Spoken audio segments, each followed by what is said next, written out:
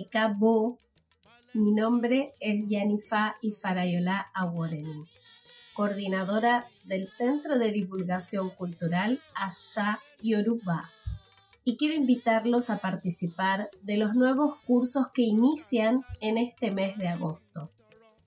Estos cursos virtuales se realizan a través de clases por la aplicación Zoom y además van a poder acceder a todo el material de estudio aportado por los profesores en cada clase a través de la aplicación Classroom.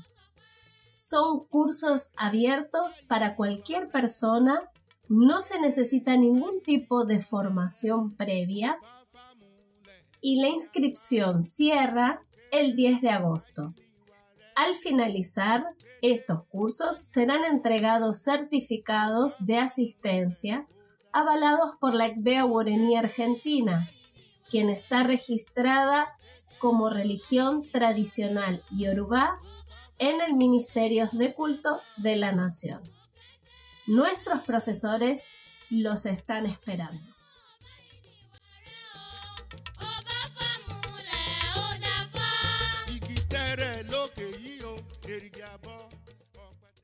Hola, soy el profesor Fabio San Bartolomeo y los invito a conocer más sobre arte africano.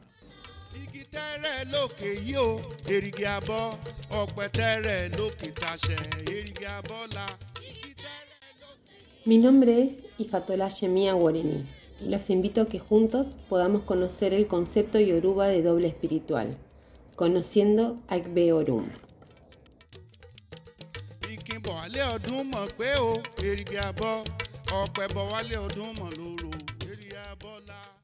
Soy profesor Otitigbe Obadiah Owerole Alegbe, también conocido como Olùkọ́ni àgbà àṣà ìbílẹ̀ Yorùbá ní orílẹ̀-èdè Argentina.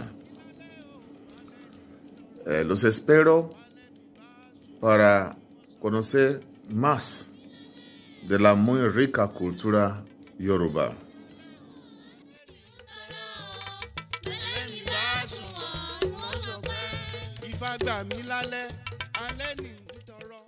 Y yo también los espero para que juntos podamos aprender más sobre la gramática del idioma Yoruba. Si desean más información sobre inscripción, valores y detalles de los cursos, pueden contactarse con nosotros a través de nuestro mail, aquí arriba, o también a través de nuestros canales virtuales agrupados en el siguiente link. Los esperamos a todos. Odabo.